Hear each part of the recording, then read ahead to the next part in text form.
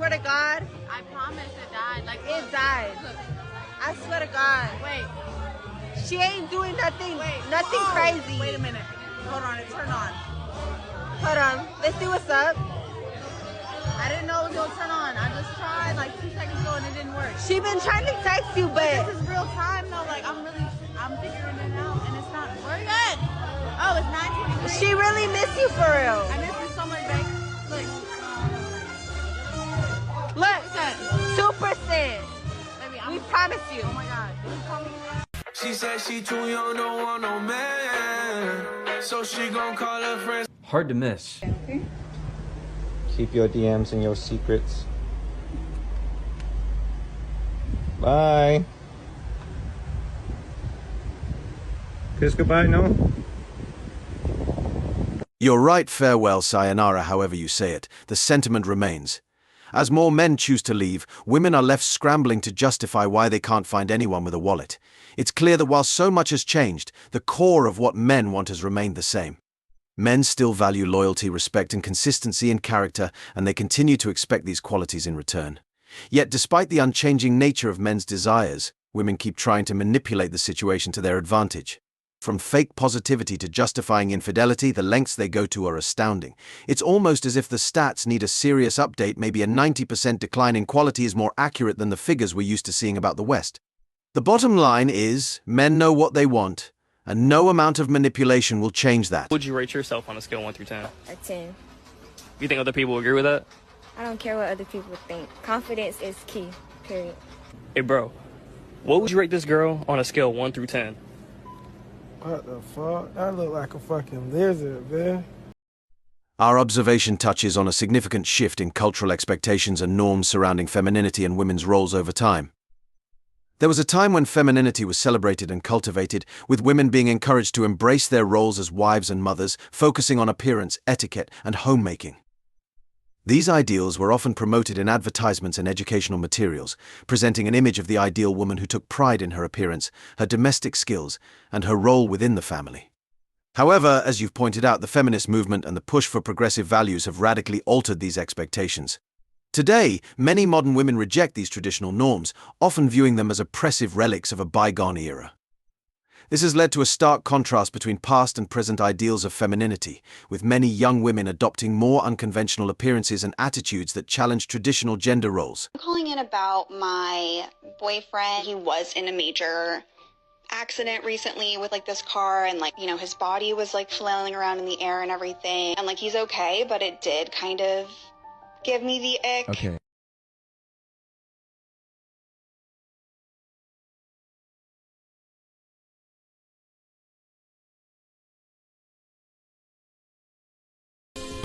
I'm out. Yep, I'm out.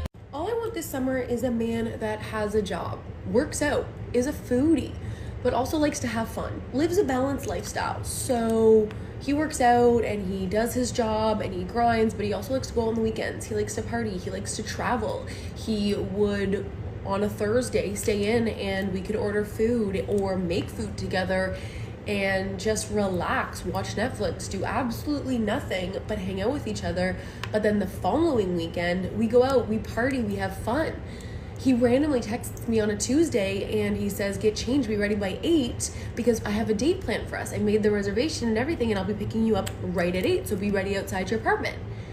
Where is that man? Because I've been looking for a man for that for this summer and I can't find them. And there's a lot of men in New York, okay, and I can't find him. But I also want him to look at me every single day and think that he won the lottery with me. So let's add that in there. Let me break it down for you. What you're wishing for isn't just unrealistic, it's downright exhausting.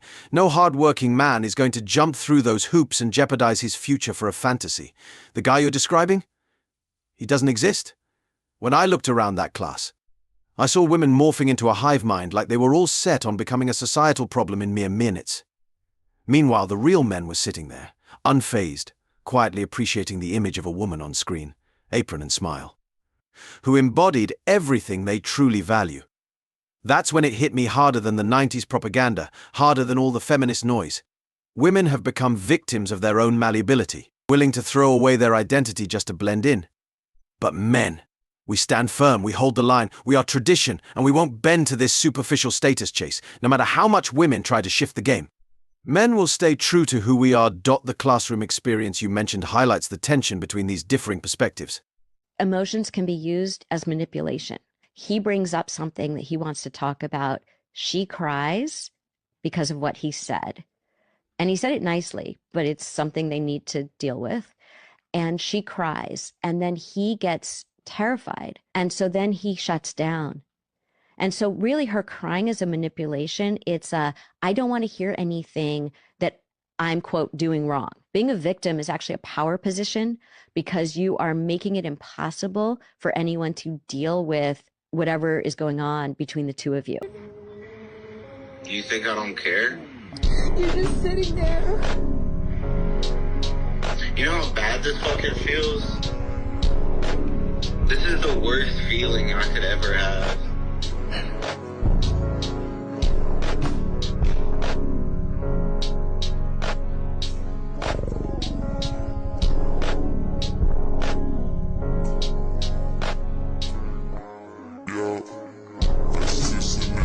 Appreciate the backup, bro.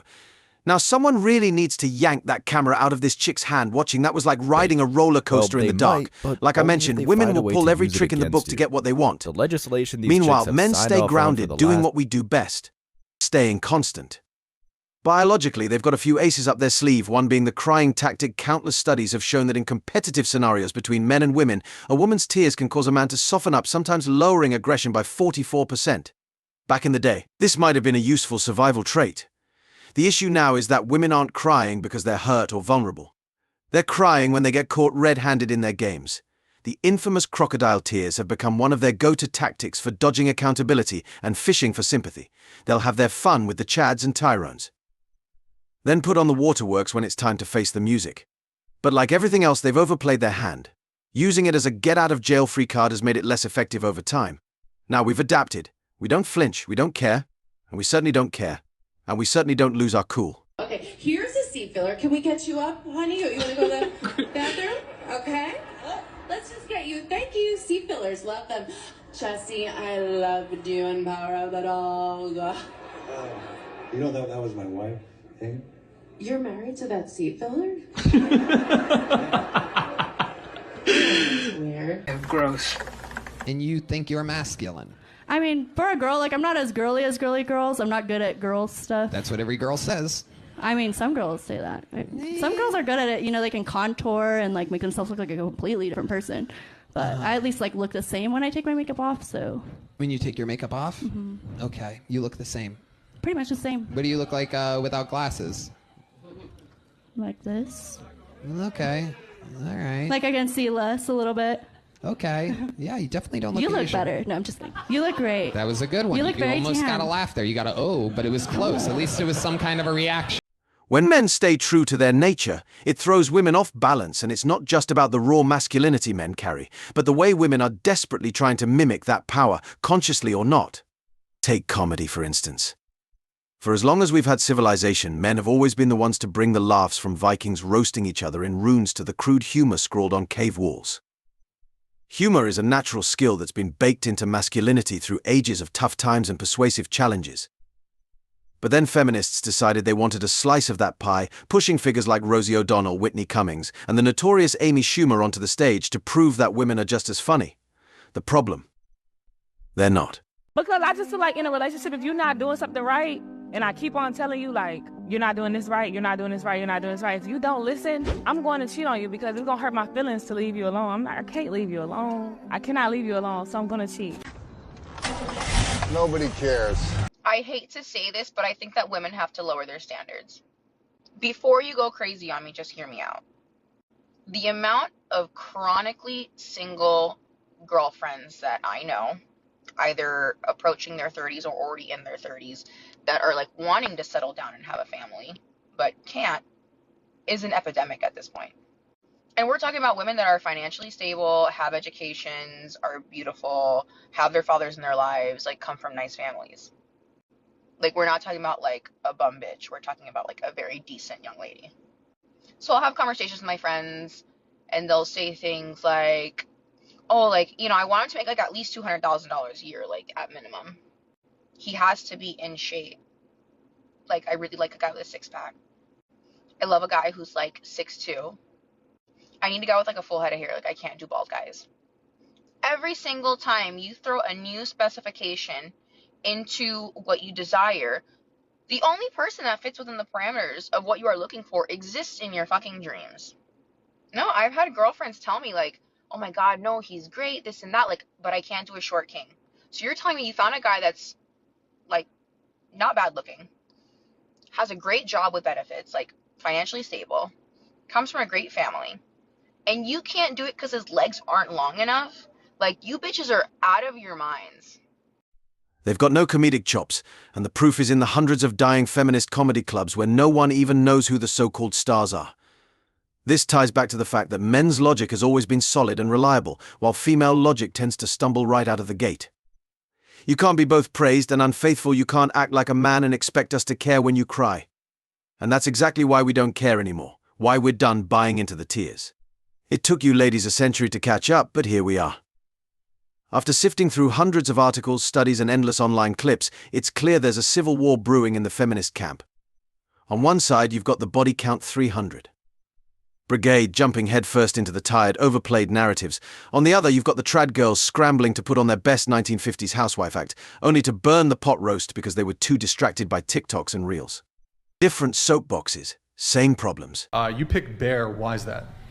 Because in some cases, the bear can be safer than the man. So, what do you think the chances are that the man would opt to victimize you? I would say probably like 40%. 40%. I got a question. So, if we go to any zoo in the world that has a bear enclosure, why are none of the women jumping into the enclosure to escape from the men? If me and Nick were the two men here in the studio, if we just transformed into bears right now, do you guys think you'd be safer? If you were in a bathroom, would you rather a man or a bear wanders in? If there was a bear in your home, would you call the police or animal control? And a man would show up. Potentially. Yep. That's a good point. That's true. All right, anyways, moving on. That's funny. Case closed. A man would show up to take the bear. Stop talking! Why is it that when you have that perfect person, why don't you No woman is perfect. Men don't claim to be perfect. Women do the majority of the breaking up. And whenever you ask a woman why she broke up with the man, who does she always blame? Him. So when the public finds out that a woman cheated on her man, they always support that and be like, well, why did she cheat? Women claim that they're perfect. When you just ask all you ladies, what did you do wrong in this relationship? And none of you guys said anything that you did anything wrong. Besides saying happy wife, happy life. So that pretty much means a man's happiness. Women do not take accountability. While these women keep changing, chasing trends and rewriting the rules, men haven't moved an inch. We've stayed the same. And now the desperation from the trad side is palpable. You can smell it from miles away. They're doing everything they can to reel men back in, but the truth is, they've wandered so far from where men are standing that they might as well be on another planet. If they ever want to come back, they'd have to overhaul their entire identity, slap on that apron from the old instructional videos, and bow to the contributions men have made to civilization. They'd have to stop screaming into the void and pass the mic so we can fix the mess they've made. But here's the kicker: we're not interested in cleaning up their chaos. Why? Because the behavioral shift they'd need to make is impossible. Case closed.